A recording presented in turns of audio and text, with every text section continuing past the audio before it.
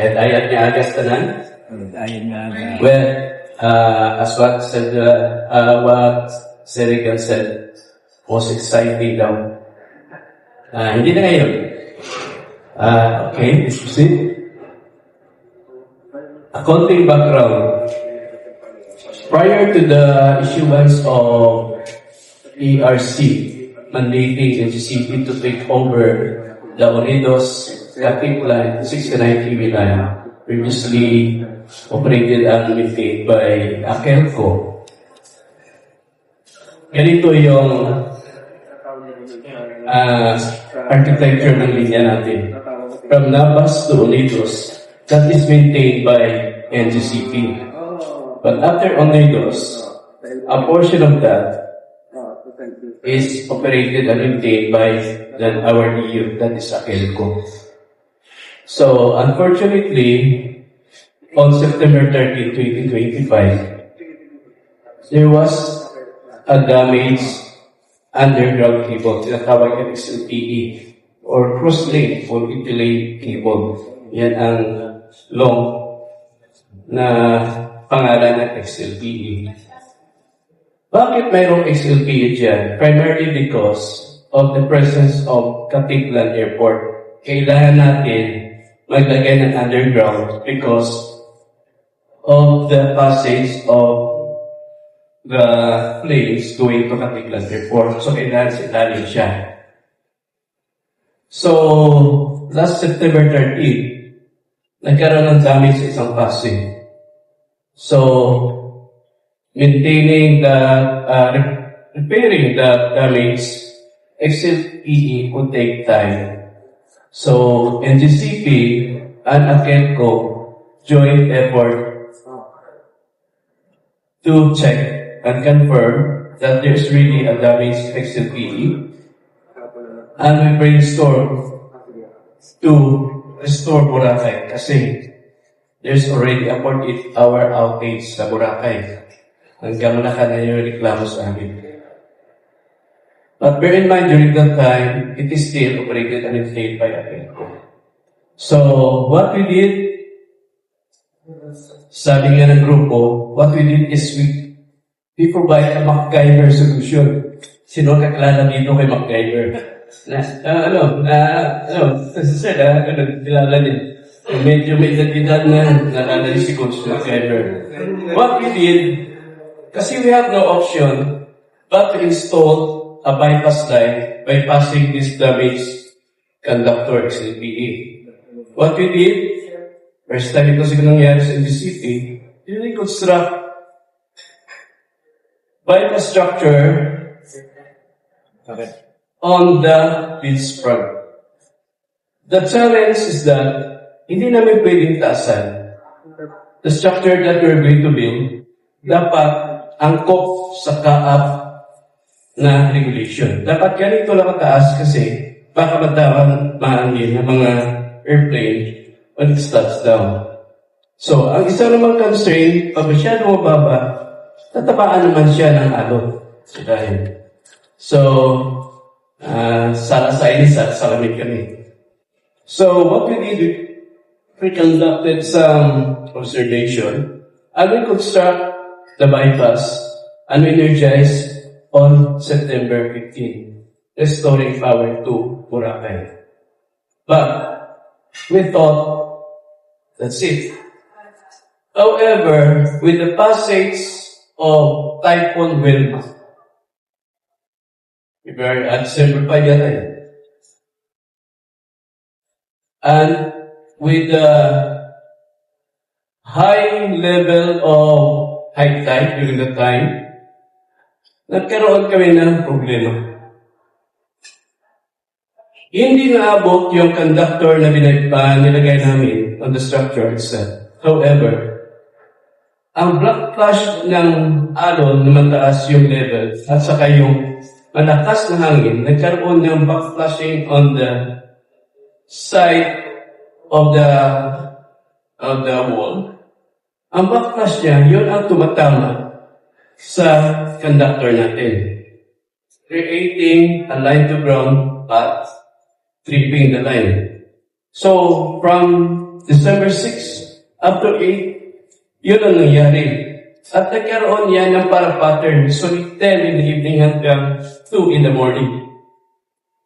High tide. What we did during high tide, talagang in-observe namin, nag-vigil kami doon for 2 days. At tinignan hanggang saan yung backlash. The challenge is this, during the construction, kailangan namin makakonstruct na structure kasi yung decision ng grupo, instead na palapit, kasi hindi na pwede, pinapunta namin sa dagat 25. para yung backlash hindi abot. But the challenge is this, constructing sa dagat, pwede na tayo magawa during low tide. Kasi we're going to excavate and install new pools. Sabi nga ng management, we are bypassing the bypass. Dalawang bypass ang nangyari dyan. The challenge really is constructing yung remaining na additional pools na binaypas namin na additional 10 meters going to the sea 20. during only on low tide, which is around 3 to 4 hours lang. And usually, Early morning. early morning, 2 a.m. hanggang 4 minsan, hanggang 5. Minsan, mag-start siya ng 10 hanggang 2. So, it takes us around more than 7 days para ma-install lahat. At as promise namin sa Akelco at sa Apianon sa Boracay Foundation to re-energize the bypass line before the Christmas Eve. So, we completed really on December 3 with much effort from the group. And true enough, during another typhoon, walang tripping na nangyari because hindi na naabot yung backlash yung linya. But this is just a band-aid solution. Next, please. So after that, with the directive coming from ERC, like mandating NCCP to take over the Unidos-Caticlan line. This is a 7-kilometer overhead line with 1 kilometer of XLPE na na-damage. We requested for a tripartite meeting. That means it involves NCCP, of course, Akelco, and Transco. That is last November 2025. And we agreed to check the 7-kilometer transmission line and also to conduct due diligence. Pag sinasabing due diligence, isa-isa comprehensively tinitingnan yung condition ng linya. For more than around 2 weeks na natapos namin ang due diligence, we found out na around 88% na nakita namin defect is attributed to corrosion. Malapit sa anong linya, malapit sa seashore. And these defects can cause anytime unplanned outage. This not only include the conductor but the overhead, the insulators, and its component. So almost lahat. So we decided and advised the management and even Transco, this line needs rehabilitation. Hindi lang partial na repair, but to fully rehab. So, we do some meetings, we do some estimates, and initially we came up with a total of 6 shutdowns. That includes the 2-day shutdown for installation of XLPE. So, the 6th shutdown, although Boracay, wala naman sila magawa, yan, estimate namin. But, in our effort to minimize the outage in Boracay, we try to mitigate and devised some plans to shorten the number of shutdowns. And true enough, we shortened the shutdowns by only 4. Nag-activate kami ng 2 shutdowns. And the lines from Unidos to Katiklan, including the replacement of XLPE, was successfully energized last February 13. So yung Unidos to Katiklan right now is fully rehab with the reliability na inspection namin, 1 to 10 being the highest na inspection namin. Ang estimate namin, the support 4.5 lang yung reliability ng line. Iyon ang taas namin ng mga 9, almost 10. So, Ma'am Becky, wala tayong breakout sa Boracay because may DCB, di ba? Starting February 13. So far, hopefully, by God's grace. So, what we did, we do some rehab. Ito yung mga rehabilitation namin na ginawa. How do we did it na-compress? All our spares, kasi this is not included in our capex. That means, walang material ito na naglaan dito. What we did, lahat ng spares namin, Visayas lang, kinuha namin lahat para i-replace it ng materials na that are deteriorating.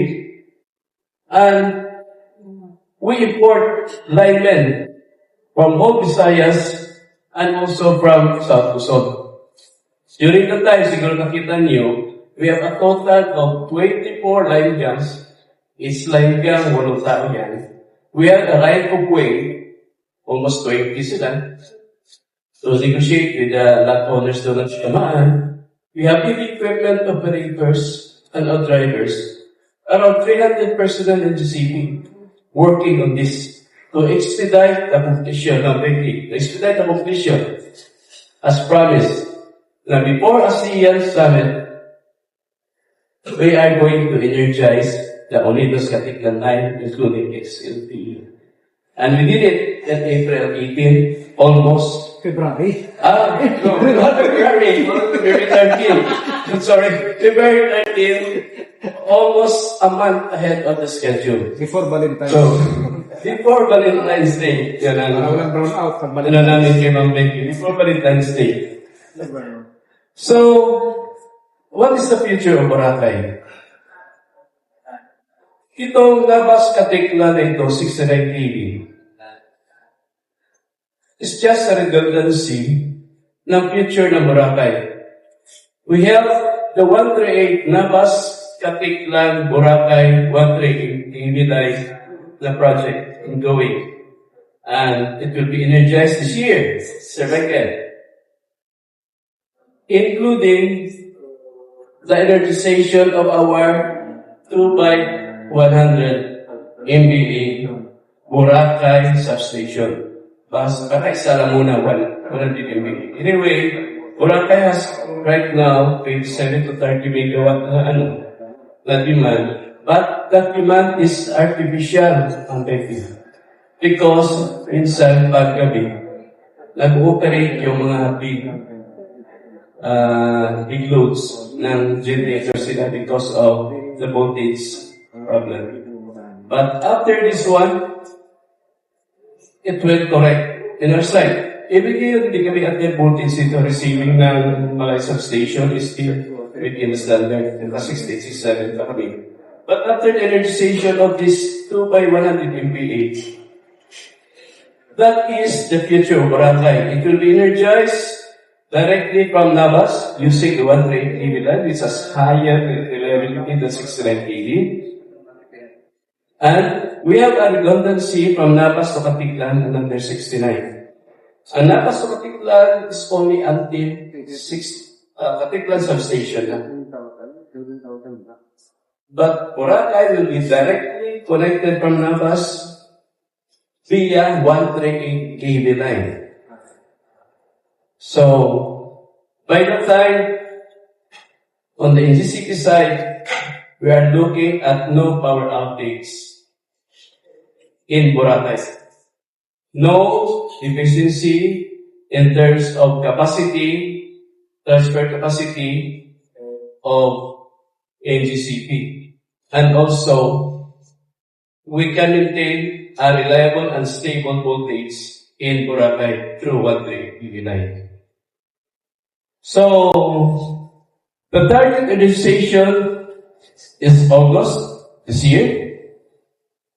And we're looking, expediting this activity.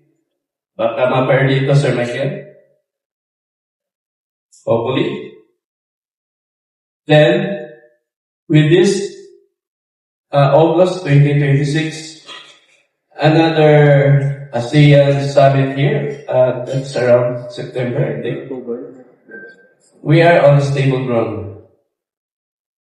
Right now, on the contingency side, prior to the registration of this 138, and even during summit meeting last early in March, we still have 2 line girls on standby, mobilizing along the line to ensure a quick response in case of outages and that outages. And thank God, wala tayong outage during ASEAN. On NGCP side, I cannot speak for the DUs. So, next please. Ano pa ba? Wala na.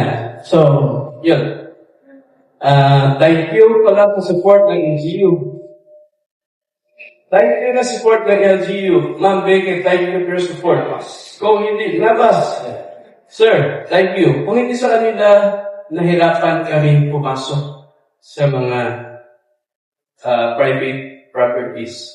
But because of your endorsement, kay Governor, because of your endorsement, we have smoothened and softened at na-explain namin na maigi yung criticality ng project. Salamat po.